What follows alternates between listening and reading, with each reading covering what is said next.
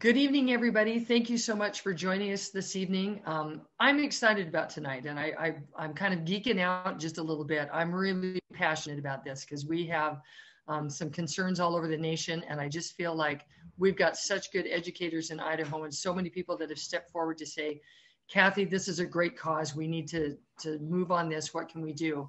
And so I had the opportunity to attend the conferences that All Northwest, the sessions that they put on, and perhaps some of you did as well. And I had the pleasure of meeting Dr. Neil Anderson and attended his session, which he shares that same passion of and some great information that we can use about what's happening in our profession, not just with new teachers, but especially with them. How can we make sure that this is a positive experience and to lower that revolving door that's happening for so many school districts and for educators. And so that's why I said, whether you're retired right now, about to retire, if you're in the classroom, and even those of you that are first year teachers and about to become teachers, he's got some great information that, like I said in my email, these are deal breakers. If you do this, this greatly increases the odds of people being successful in our profession. And so he is from California and did his doctoral dissertation on a lot of this first year thing, and did a great program in his California district. But he has tailored tonight for us. And Neil, I don't know how many responses you got from the survey that went out, but we had our first year teachers and perhaps our second year teachers take a survey this week so he could put some information together for us for Idaho. So without further ado, Dr. Neil Anderson. Hi, everybody. How many of you, and just throw it in the chat or just a quick raise of your hand, how many of you were at the NAFME Northwest session? Okay, a couple of you. Okay, so some of this information is the same, just presented in a different way, but a lot of it is different. But a lot of this comes from the lens of the mentor-mentee relationship. Okay, so, and how those are, it's a symbiotic relationship and they work together. So I'm going to share my screen here. Once I figure out where my presentation is, there it is. And we're going to start from the beginning. Can everybody see that? Awesome. Okay, so I know this on the flyer, it was this, we had referred to this as the first 5 years. I kind of changed the title a little bit, called Watering the Seeds and the Importance of Meaningful Mentorship in Music Education. So who am I? Who is this random guy that's speaking tonight? I hold a double bachelor's degree in music performance and music education. I have a master's degree in educational leadership with a thesis on arts accessibility and inclusion for all. And as Kathy said, my doctorate is in educational leadership, and my dissertation was based on the impact of meaningful mentorship and professional learning on the efficacy of secondary music educators. I wanted to know why people were leaving the profession and why we had such attrition and retention issues. I spent 13 and a half years as a high school instrumental music director, 4 years as a district level coordinator of the visual and performing arts of the 7th largest school district in California. We served 53 school sites, which encompass 52,000 students in just my one district every single day. We had music K through 12. I was a school site administrator. The district eliminated the arts coordinator position due to budget restructuring. And I I was thankful to serve as a site level administrator. I do some work for Consulmer as one of their educational clinicians. And then I also recently founded a company called Right Brain Solutions, which goes into school districts and provides meaningful professional learning in the arts and all disciplines of the arts, because school districts so oftentimes stick music teachers and art teachers and drama teachers with the math department and the English department, and those teachers are told to find something that you can talk about, whereas we need to be providing meaningful professional learning. So tonight, the talking points, the data, what do the numbers tell us? We're going to talk about that. We're going to talk about the background of mentorship and its importance, and then moving forward, right, the triad of our career, and I'll get into each one of those points. So I had this quote done before the interview last night on CBS. So don't think it was I was going after the latest news jargon, but I had it in already in that a mentor is someone who allows you to see the hope inside yourself. Okay, and that's, I think, is the key thing. The key thing, I think, and the biggest takeaway that most people forget is that mentorship and coaching are two different things. Coaching is a lot of telling how, and mentorship is a lot of self-reflection. So in mentoring, we have all different aspects. We've got everything from motivating to providing advice to training to support. Coaching is a part of it, but it's coaching as a whole and mentorship are two different things. Okay. So let's talk about the data. One of the things that we're going to talk about tonight, I'm a firm believer that in order to know what we're looking for, we must understand what we're looking at. And in order to understand what we're looking at, we must know what we're looking for. So here, this data is not meant to scare anybody, but we can't sugarcoat the numbers either, right? We have to have a real solid fundamental look at why we need mentorship and then take it from there. So again, these numbers aren't meant to scare anybody away. Don't go running from the profession. The goal is quite the opposite, actually. Okay. So we know that 30% of college graduates who went into teaching in any subject in 2009, so anybody K through 12 who went into teaching in 2009, 30% of them left the profession by 2014. So 3 out of every 10, 30 out of every 100, 300 out of every 1,000 left the profession within the first 5 years. 27% of music educators think about leaving the profession every year. So the statistic is almost the same. 3 out of every 10 music teachers think about leaving the profession every year. Here's the staggering one. In 2017, there were 11,000 music education openings in schools throughout the United States. But that year, there were only 5,500 music education graduates from college.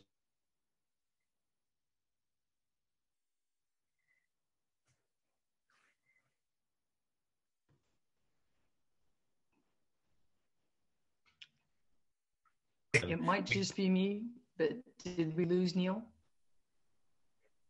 I'm still here. There we go. I can hear you now.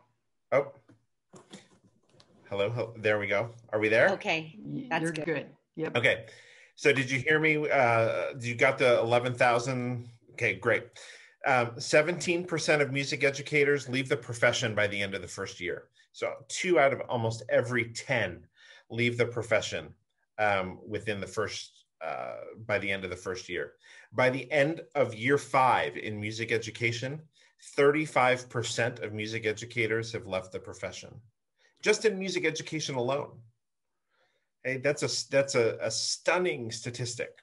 And why is that? It's because music educators often feel isolated and they're bound by extracurricular obligations. And as we all know, that results in burnout over time. Okay.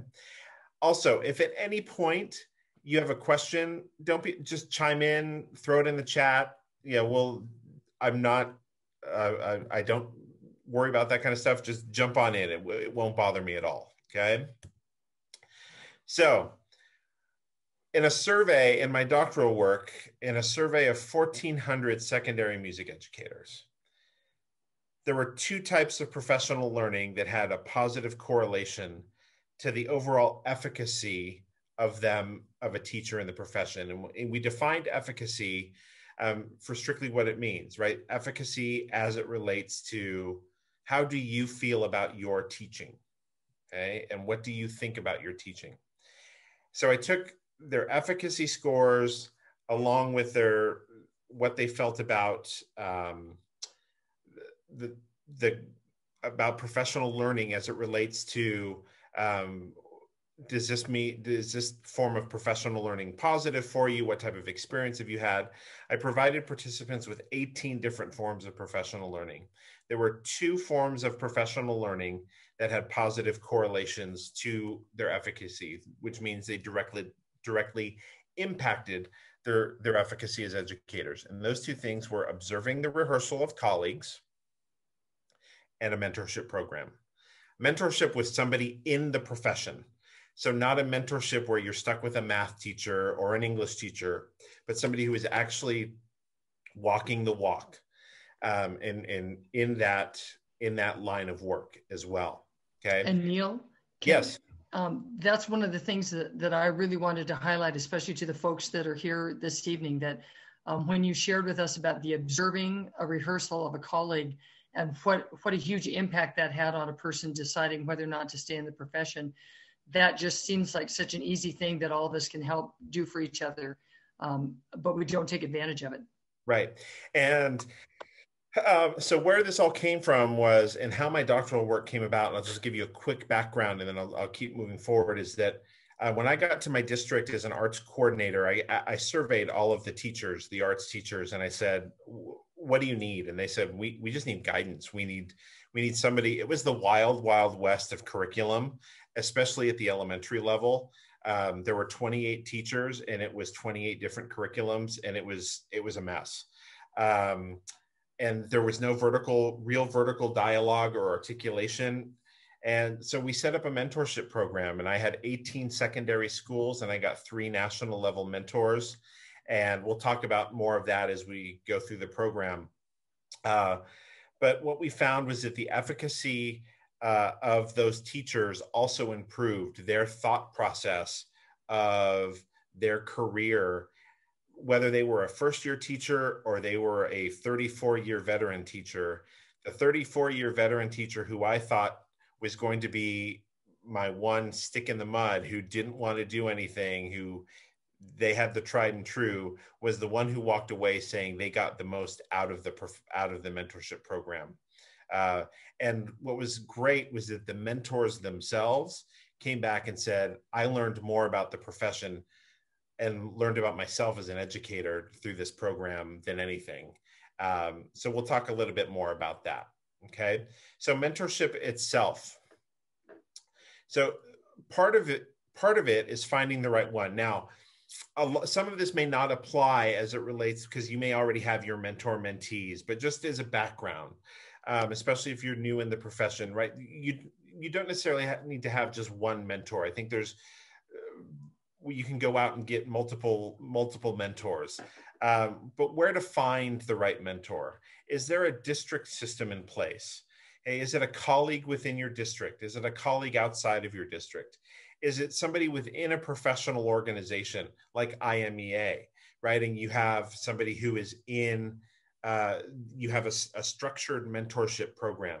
Is it a non-music school site employee? So for example, it may be that math teacher who may not understand what you do every day, but understands classroom management or how to respond to a parent or an administrator, and they can help you one-on-one.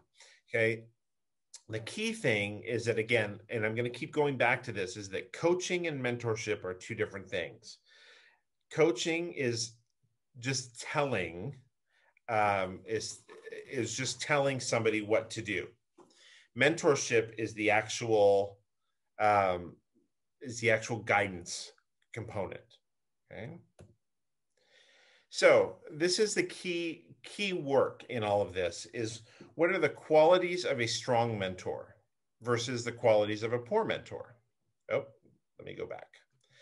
The qualities of a strong mentor, you want somebody who is knowledgeable about your subject area, who is positive and enthusiastic about their job, who counsels you to do the right thing the right way, okay? Who asks you to reflect as the mentee. Likewise, the mentor to reflect.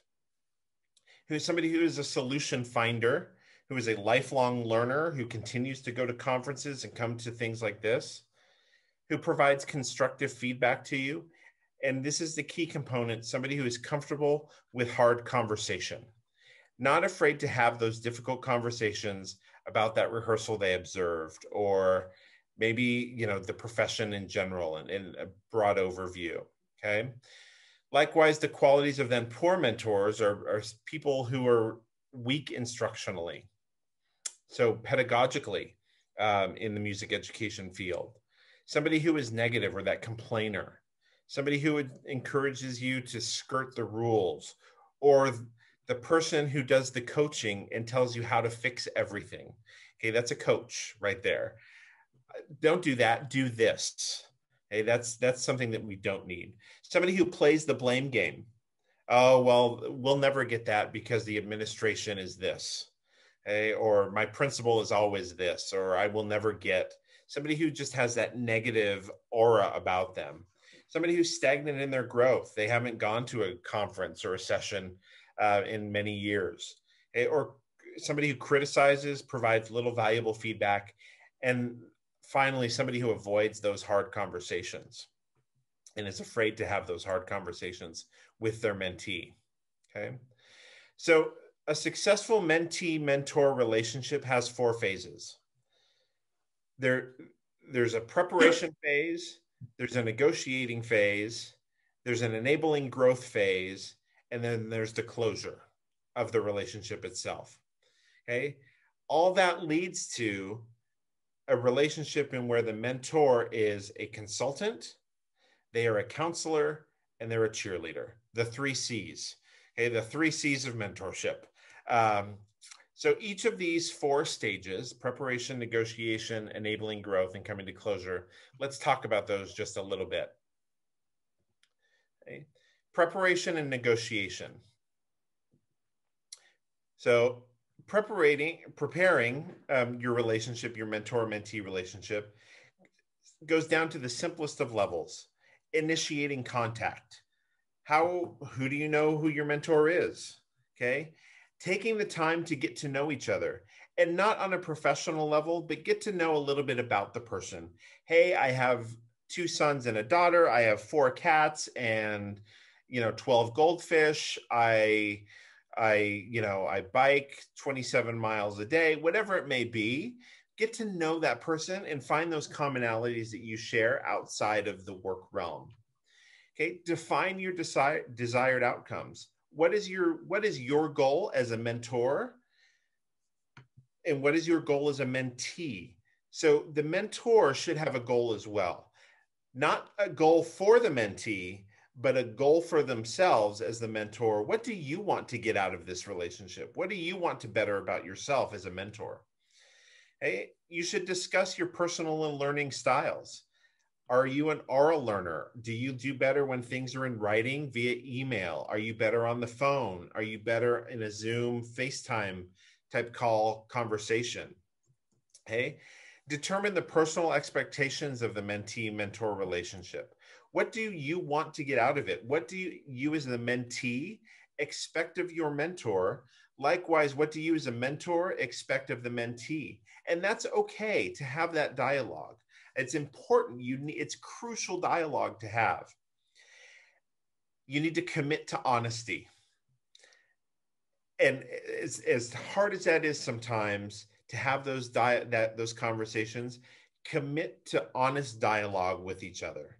Commit to asking the questions that you need to ask as the mentee. Likewise, commit to the questions as the mentor. Know that it's in a professional sense. It's not personal. It's not coming, but you're trying to learn, right? You're trying to reflect and to learn.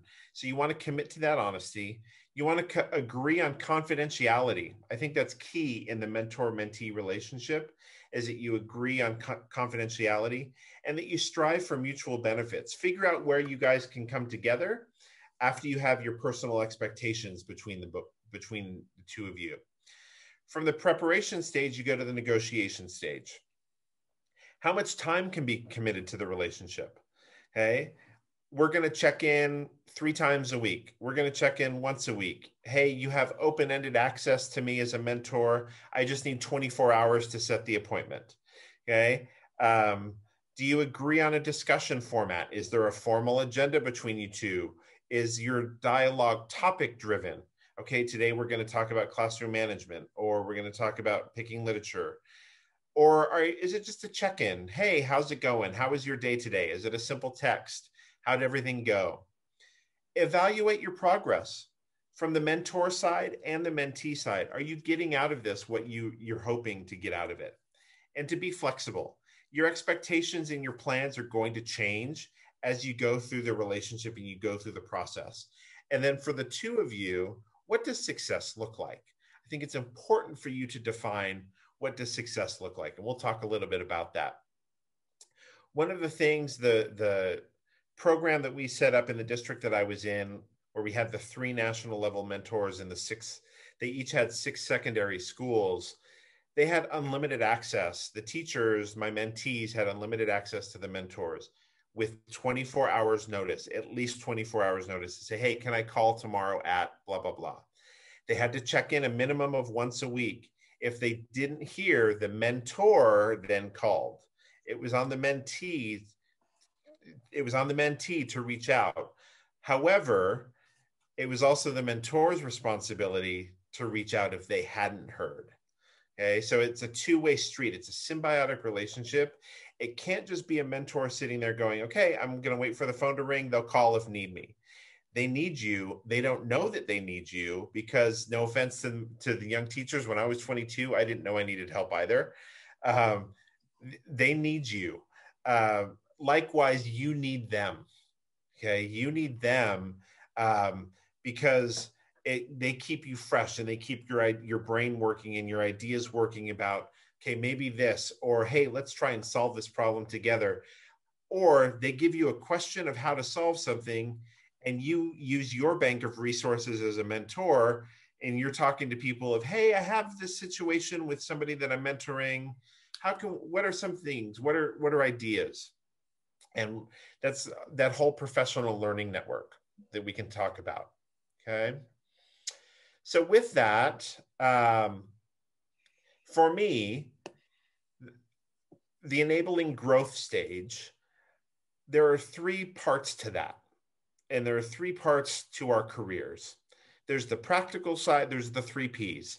Just like there were the 3 Cs of mentoring, there are the 3 Ps of our careers. There's the practical side, there's the psychological side, and there's the personal side.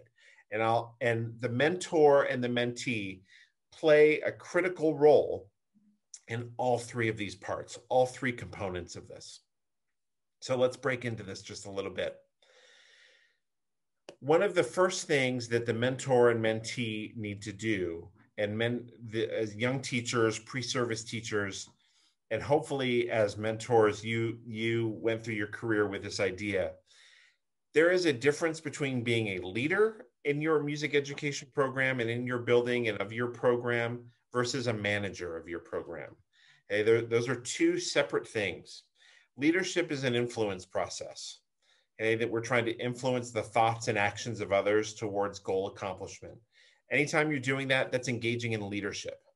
A good leadership, this is a key component, takes a well-balanced heart, head, and hands. So what does that mean? You want to be empathetic and compassionate to your students. Why? Especially now, especially in this time where kids, who knows what trauma they've been through, if they've lost family members during this past year, if they've been out of the building, haven't been in the building for a while. You need a well-balanced head. You need to have clear thinking, which ties into the personal aspect of your career, and we'll get to that. And then well-balanced hands. So what that means is you need to dive in and get in there. You need to not be afraid to, hey, if you're going to tell kids to pick up chairs and pick up trash, you better be setting that example and picking up chairs and picking up trash too, so that they have that. Whereas managing your program, the delegation of those responsibilities and understanding how to delegate, and that's key to a survival of any mentee, pre-service or beginning level teacher. For those of you who are newer in this career, you're not going to be able to do it all. Okay? If you don't delegate and you don't have a system in place with your student leaders or a student leadership structure or parent boosters, you're not going to be able to do everything. Okay? And find a routine that works with you. Go ahead and stick with that routine. As much as kids will tell you they hate routine, kids secretly love routine. They secretly love it. Okay? Any questions up to this point? How are we doing? Are we good? Are we feeling okay about things? I think we're good, Neil. I'm monitoring the chat in case there's some questions. Got it. Okay. And Megan, I would agree that 27% right now, yes, is probably higher. It'll be interesting to see coming out of this last year, what those attrition rates turn to. So your time is valuable. Your time as a colleague, as a professional, is valuable. Okay, but we also have things that are going to destroy our time, and they will suck your time out. Okay, so how do we balance that time to allow us to be successful? And this is where the mentor can come in and provide some guidance. Everything from communication, how to communicate with your administration, communication with parents.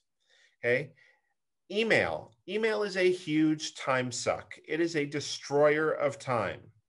Okay, for me, I got to the point when I was running my program, I had to calendar my email time. I literally calendared 3 30-minute sessions a day during the school day, one before school, one during my prep period, and one after school, where I did nothing else, but I could focus on email. And here is why. I would get an email in. Before I did that, I would get an email in and I would sit down and I would read it and I would hit reply and I'd go, I don't know that answer. I'll get back to you later. And I would have to come back to it anyway because I didn't know the answer. So I was spending twice as much time on that same email. Whereas if I had that calendared time, I could give you that devoted answer. And then I only touched the email once and I got rid of it. So it's coming up as you mentor these pre-service and beginning teachers, and likewise the mentees, is working together to come up with the systems that work for you so that you can be successful, right? Mentorship is not just about the pedagogical aspects of what we do. Anybody can look up, how to finger an F natural on trumpet, or how to open, the throat more so that they're producing the right vowel sound when vocalizing, or using rhythm sticks. Anybody can do that. But to be able to mentor somebody in some of these areas, I think is key and crucial as well. Okay, conferences. What are great conferences to go to? When I was 22 years old and just took my first job, I knew nothing about TMEA and I knew nothing about the Midwest Clinic. Okay, I didn't know. I just didn't know. It wasn't on my radar. So don't be afraid to mentor about NAFME conferences and talk about that. Talk about scheduling and where not only your big picture schedules, but also your rehearsal schedules. How to schedule your rehearsal. Likewise, how do you score study? Do you color code? Those types of things on your scores that your mentor can help you with. Help with boosters, help with lesson planning, help with budgets. My goodness, at 22 years old, I was given a budget by my principal that wasn't very much. And I went, oh, this is great. I blew through it within the first 2 weeks of school and went, oh, now I have the rest of the year to worry about.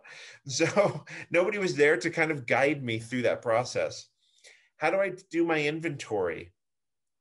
Do I offer lessons? Is there a lesson plan set up at my school? Check out of music lockers if you have them. Fundraisers and the laws behind those. Mentors, these are all things that you can help your people with. Okay, supplies, ordering supplies. What do they need? Do they really need 57 boxes of size 2 reeds right now? No, they may need something else. And looking at what's the importance in that hierarchy of that supply list. Okay, so planning ahead and keeping that balance, I guarantee you'll be happier in your life and your profession in the long run of all of this. Okay. And again, I had this graphic before last night, so don't think I chose it. But it's it's the old Oprah. You get a car, and you get a car. This is my biggest thing. You get a calendar. Everybody on your campus should get a calendar, and use each other. Use your relationship, your mentor relationship, to work this out. Okay. I always planned a semester in advance. Always. I didn't plan I planned for the next day, but big picture, I always planned a semester in advance. So I knew when my concerts were going to be a semester before. At least I knew the week that they were going to be approximately. Uh, depending on when the school schedule came out. I knew that I knew when fundraisers were going to be approximately, and I knew kind of what concepts, what pedagogical concepts I wanted to work on. Was I working on articulation? Okay, then if I was working on articulation in the spring, I was going to pick literature that went back and reinforced articulation in the fall, along with whatever concept I was trying to teach. So I started that planning process. Okay. I also planned by month. So I looked at my budget and how much were things going to cost, and what does that break down per student. I guarantee you, and work with each other on this, but I guarantee you, your administration has no idea how much your program truly costs to run. Okay.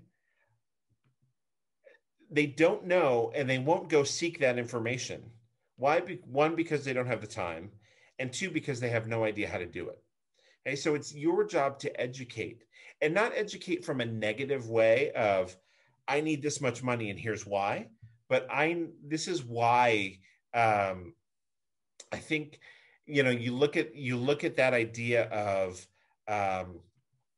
you don't tell your administrator, but you educate your administrator.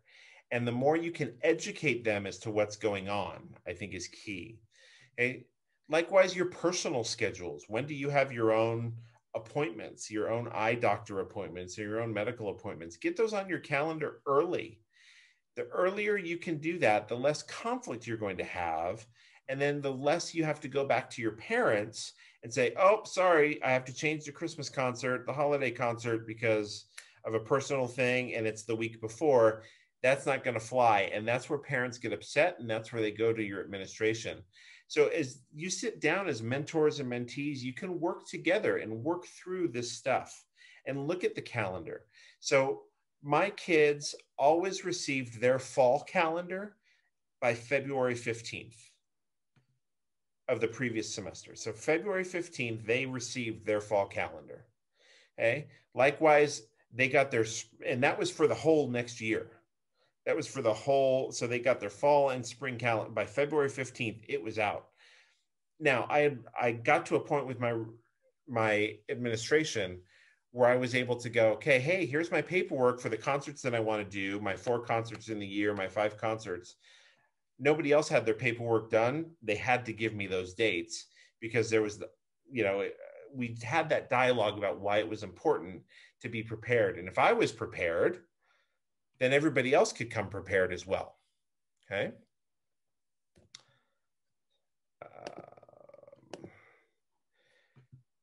Big mentorship topics here, huge mentorship topics that you can work together on.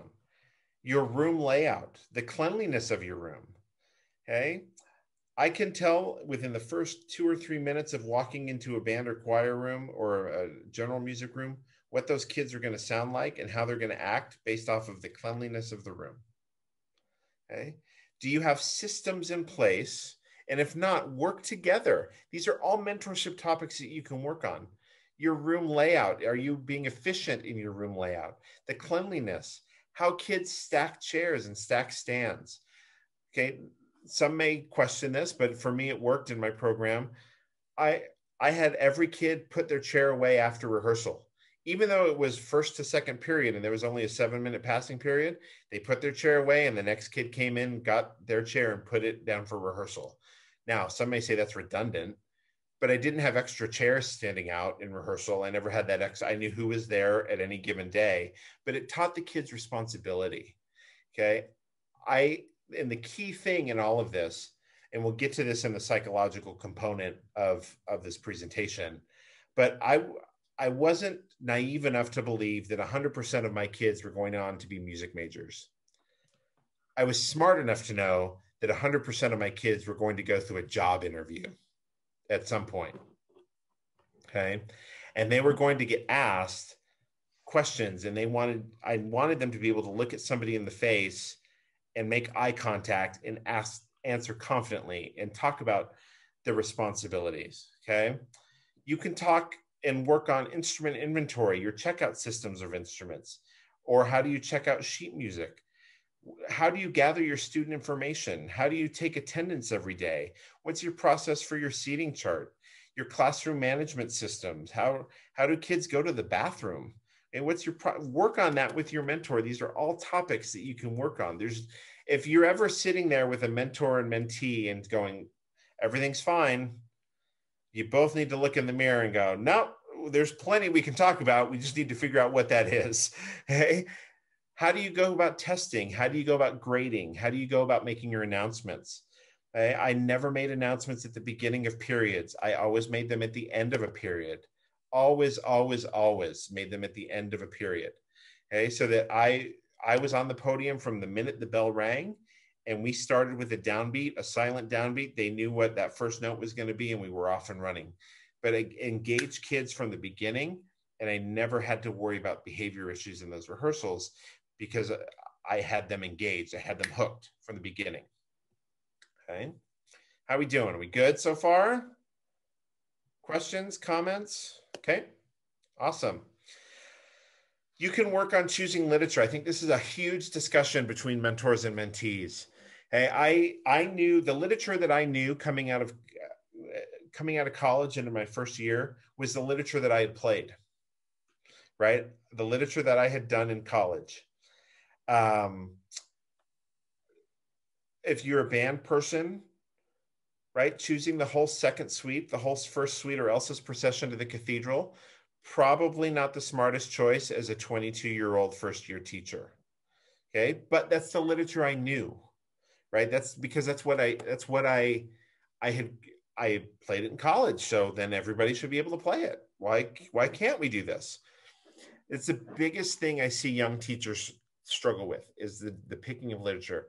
And even in year 10 and 12 and 13, it was the hardest thing I did. This was the formula that I used, just as some trick for you that I used. I used it's the old wedding formula, right? When you're giving wedding, something old, something new, something borrowed, something blue. Every concert, I always did a classic of the literature.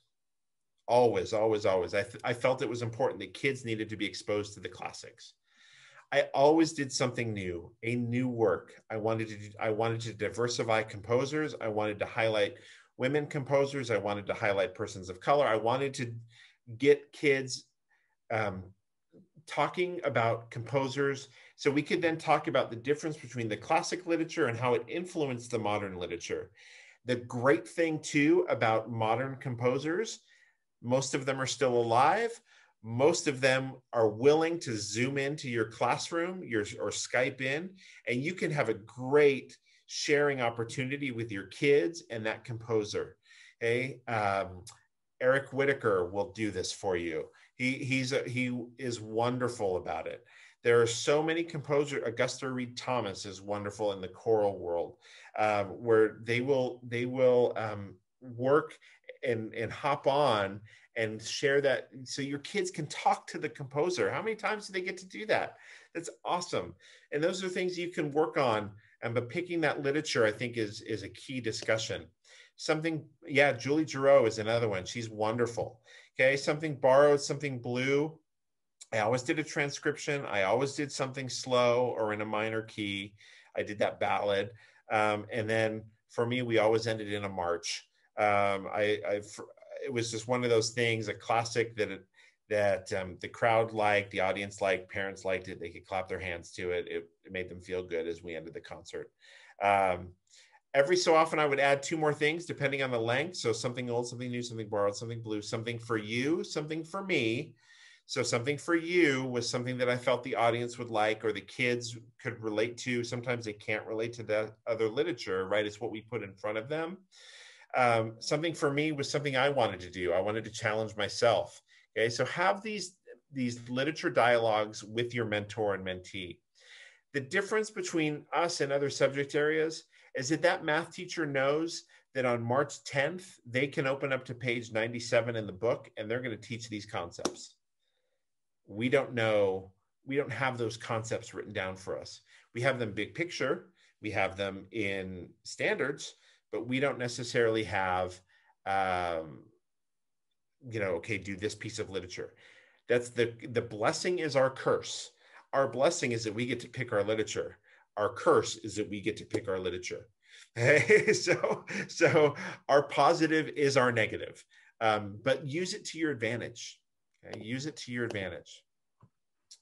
So let's look at the psychological. And these are great dialogue conversations that you can have with your mentor and mentee. And these are some of the best moments that you will share with each other. This profession is not about the what. We know what the what is. The what is music education. The what is band. The what is orchestra. The what is choir. The what is general music. It's the why, right? Why did you get into music? Why did you get into teaching? And then why did you get into teaching music? Take 10, 15 seconds. Think about those. Think about those questions. Why did you get into just the big picture of why did you get into music? Okay. And then think about why you got into teaching. And then think about why you got into teaching music. Okay. It's important to remember that our philosophies will change over the course of our careers, especially the first 5 years. My philosophy, the first year of my career was vastly different than year 5, which was vastly different than year 10. They will change. But to have somebody to talk to and to talk about that, and somebody who will listen and who will give me those reflective questions, and that I can bounce that off of, somebody who's experienced this profession, who, yes, can teach me pedagogy and who can teach me rehearsal technique and who can teach me score study. But to have that conversation of really, why are we doing this? Okay, as a mentor, the simple question of why did you pick that piece of literature? Not in an accusatory fashion, but give me your reasoning behind what were you trying to accomplish? What was the goal of picking Hymn Song of Philip Bliss? What was the goal of picking a particular piece of music that you were using? And I would challenge you to ensure that you're constantly evaluating your philosophies, and more importantly, challenging your why. Okay, why are you doing something? The key component we should be asking ourselves at any given point in our careers, and on a daily basis, is this good for kids? Because if the answer is no, we need to abort that mission right away. We need to get off that train and get off of it fast, because it's on a fast track to nowhere. Is it good for kids? Okay. And then if it's good for kids, then why are we doing it? What do we want? What's the why behind it? Okay. So with that, some of you have seen this. I think this is amazing. Okay. If you haven't seen it, hopefully this comes through for you. This is called How Do I Know? Are we good? A lot of times when people hear the phrase, how do I know? The next thing they say is what? How do I know what? But the key really isn't to know what. The key is to know why. Because when you know your why, you have options on what your what can be. For instance, my why is to inspire people to walk in purpose. My what is stand-up comedy. My what is writing books. My what can be going out with some friends to eat. In fact, another what that has moved me towards my why is a web series that we have out now called Break Time. So every Wednesday at 3 o'clock, you should subscribe to the channel. We do a series called Break Time on YouTube. So 3 o'clock, we drop a new episode. One episode in particular, I'm about to show you a clip to. We're in Winston-Salem. So Break Time, this is how it works. I travel the country, I do stand-up comedy, probably an hour and a half at an event. And in the middle of my show, I'll just sit down and start talking to the audience. And funny just happens. Or I'll meet somebody who's really interesting. So I met this one guy, and he said that he teaches music at a school. I was like, all right, you teach music, can you sing? And then I'm just going to show you the clip. Check it. So you're a musical director? Cool. Yes, sir. All right, so Let me get a couple bars of like Amazing Grace. Can you do the first part of that? Go ahead. Amazing grace, how sweet the sound that saved a wretch like me. Wow. That bro could sing. You know what I'm saying? All right.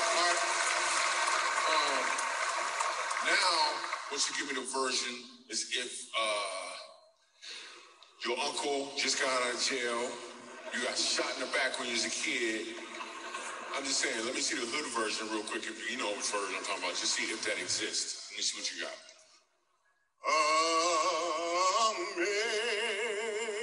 Amazing grace, how sweet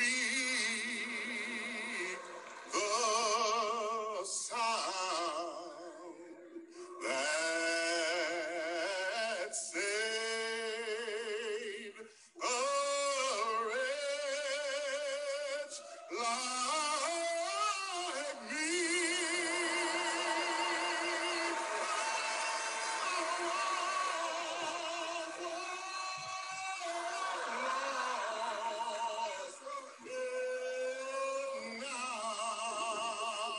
Right now I'm found, was blind, but now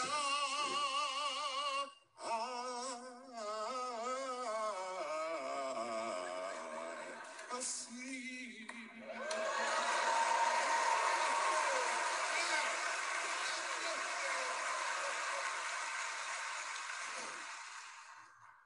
So here's the thing. The first time I asked him to sing, he knew what he was doing.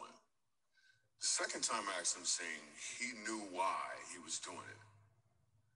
When you know your why, your what has more impact because you're walking in or towards your purpose. Okay, powerful, right? Powerful. So now let's go back to these three questions. Why did you get into music? Why did you get into teaching? And why did you get into music teaching? Go ahead and take 30 seconds, open up the chat and answer one of those for me. Just answer one of those questions.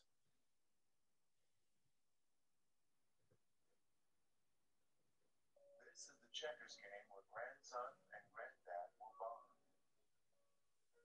This. How do I know? A lot of people, when they think of the phrase, how do I know?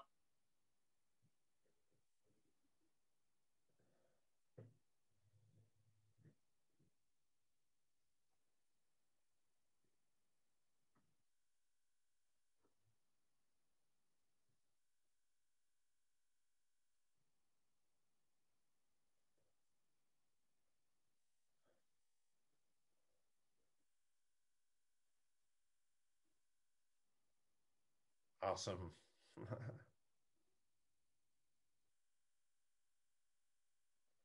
Awesome. Yeah, sharing music making is a key.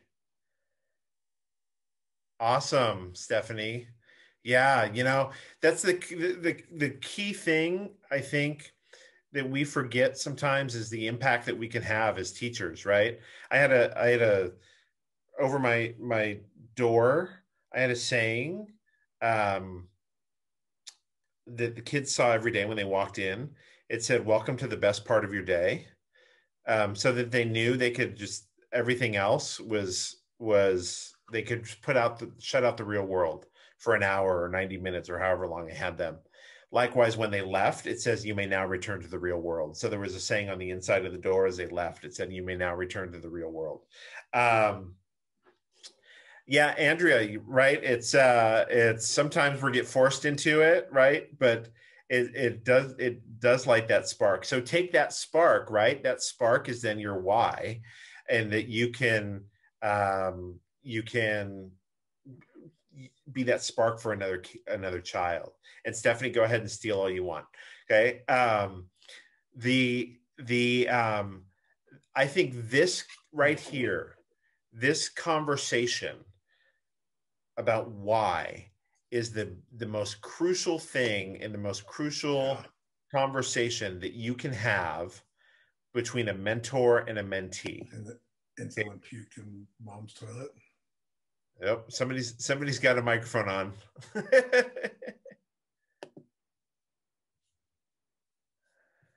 I think that dialogue is the biggest thing that you can change or share with each other. The practical stuff is going to come, right? That's the everyday quote unquote minutia of the job. But the why, the big philosophical discussions, I think are key to a good mentor-mentee relationship. Okay. This is called. Yep. So, are you the type? And again, this is a philosophical question for you, right? Are you about the trophy or are you about the relationships? Okay, that come from it. I can guarantee you, 30 years after they leave your program, they're not going to remember the trophies. They're not going to remember the ratings. They're not going to remember the specific pieces you played. They're going to remember the experience they had. Like all of you, the ones who, who have typed in here, you remembered back to your elementary music teaching experience, right? Or your elementary music experience. That's what got you. That was your spark. That was your why. Okay. Those relationships that you build, I think, is the key component. And it happens at every level, whether it's secondary, whether it's in 5th grade, whether it's in 3rd grade, whatever it is, that 2nd grade kiddo, you could be their why, right? You could be the best part of that kid's day. You have no idea what trauma that kiddo is going through. But to have that dialogue between your mentor and yourself, I think is crucial. Is crucial and some great dialogue that you can have. And finally, the personal. And I think this is so important. And again, dialogue it can be shared, and don't be afraid to have this dialogue. Don't be afraid to have this dialogue, that you need to balance your personal and professional life. And how do you do that? When I was 22, I spent more hours in my room. It was a competition between myself and the night custodian to see who was going to turn the alarm on every night. Okay, that you have to have that balance, have that dialogue of how much time you spend at work. And then as you, in that first step of the mentoring process, right, the preparation stage, you learned about each other. So what do you do besides music? Hey, do you cook? I recently got into learning how to make sourdough bread. Hey, that was my challenge. It was my new art I wanted to learn how to do. Hey, don't be that statistic. Don't be the statistic that is part of that 35% in the first 5 years. We don't need that. And this is an important dialogue and conversation to have. The idea of failure is not an option. Failure is an option. That I wish I had allowed myself to fail. Okay, I learned more in years 1 through 5 than any university professor taught me in 4 years of school. No offense to my university professors. None. No offense at all to anybody in the university system. The system is not set up to be able to teach everything. It's just not. It's not set up. Okay, and the reality and the conversation that you can have with your mentor and with your mentee is that failure is a more powerful teacher than success will ever be. Hey, that piece didn't work. What do we do now? Right? Or at the elementary level, getting that concept, you have a lesson and you're thinking, okay, this is going to be a great lesson to teach, pair songs or you're going to start teaching the concept of a round, and it just falls flat on its face. Okay, why didn't it work? But you can grow from it and have the dialogue of why it didn't work. And you can become a better teacher. Likewise, if you're the mentor, you can reflect on your teaching practice and go, you know what? I had that same issue. Here's what I tried. Okay. Or what about this? And you can examine So many layers, I think, are possible. And then finally, being able to take care of yourself. This is actually right behind my house, this picture. It's right behind my house. So there are, if you've got 5 minutes in your day, right, take a few deep breaths or stretch your body out or listen to your favorite song. If you've got a 15-minute window, right, meditate on what your purpose is, what your why is. Read a chapter of a book or journal your thoughts. One of the key things in a mentor-mentee relationship, and I would highly encourage you to do this. I would encourage you all to do this on both sides, the mentor and the mentee. Anytime you meet, journal about it. Keep a log, not just a bullet point of we talked about this, and this. You need that because it references, you have notes to go back on. But then do the self-reflection piece. This is what I got out of that session. This is what I learned from my mentor. This is what I learned from my mentee. I think that's an important thing to write about as well. Okay, for if you're on the mentorship side or the mentor side, but dialogue and journal about it so you have those reflective notes and it allows your self-reflection. And if you have a 30-minute window of time, take a walk outside, or what's your new craft, or cook something new, try a new recipe. Okay, those are just things that you can do, and you can have those dialogues as well about how do you fill that time. Okay. And then the end is the beginning. Okay. So as you come to a closure of your mentorship program or your mentee-mentor relationship, find a personal way to express your own feelings about the experience to each other and to others. Okay, give and receive thanks. I think that's so crucial. The expertise you're going to get as the mentee, likewise, the expertise and the insight you're going to get into that 22-year-old teacher and remembering what it's like, I think is crucial as well. Take the time to reflect on what you learned and identify what you would do differently next time. So as a mentee, as if you're that pre-service new teacher, first, second, third, fourth, fifth year teacher, what would you do differently? How are you going to approach the setup of your classroom differently when you're on your own and you don't have that mentor to turn to? Hey, likewise, as a mentor, hey, that didn't quite work when I said that. I'm going to change that, or we're going to go about this a different way. And then celebrate each other, celebrate the successes you have along the way. I think that's key and crucial to an ongoing successful relationship. And don't be afraid. Likewise, don't be afraid to, again, have those hard conversations and that hard dialogue along the way that's going to strengthen the bond and strengthen the relationship that you all have with each other. Okay. And finally, my final thoughts, continue to utilize those around you. Mentorship programs are great. As the data shows, they're one of the two things that directly correlate to a music teacher's efficacy. The problem with mentorship programs is they usually last a year, maybe 2 years within, if you're a first or second year teacher. Hey, Rebecca and I were talking before we started. I needed a mentor in year 5. I needed a mentor in year 7. I needed a mentor in year 10. I need a mentor today. Okay. Don't give up. Don't think that just because a formal mentorship program ends, that you don't have a bank of people that you can reach out to. Likewise, if you're a mentor, don't just stop reaching out to the person that you were a mentor for. Continue to reach out to them. Continue to see how they're doing. Continue to check in. It may be just a quick text of, hey, how are you? How are things going? How's your year? And if they go, oh, everything's fine, pry a little bit, because everything's probably not fine. Okay, and have those discussions and have that dialogue. You are needed as mentors, and likewise, your insight as a mentee from the classroom is needed as well. Okay, the days are short, but your career is long. It is a long, long career.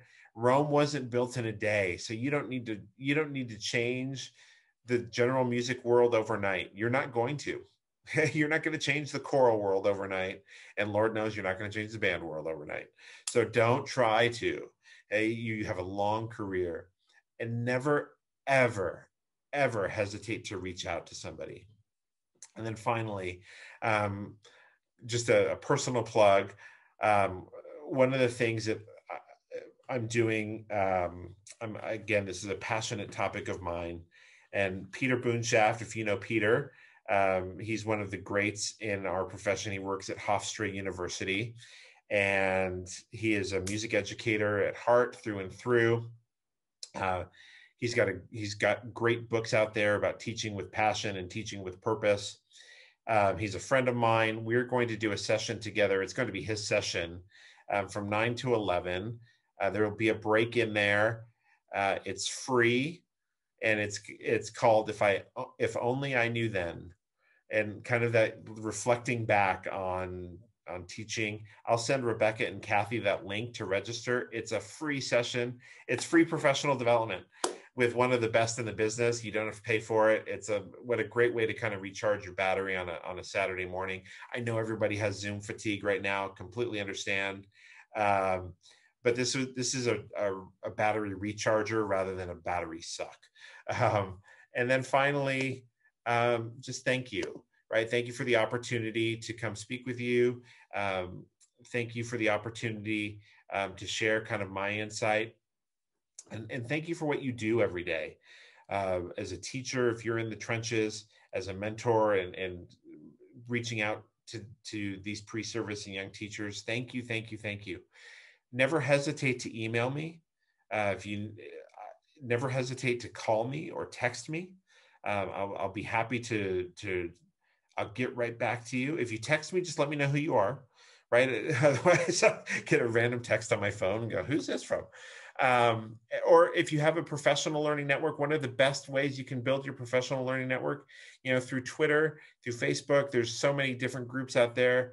You glean from it what you want, right? We take from things every session. These are one person's opinions. But if you're on Twitter, go ahead and follow me. I would love to follow you back. But thank you for the opportunity to come speak with you. If there's anything that I can ever do, please don't hesitate to reach out.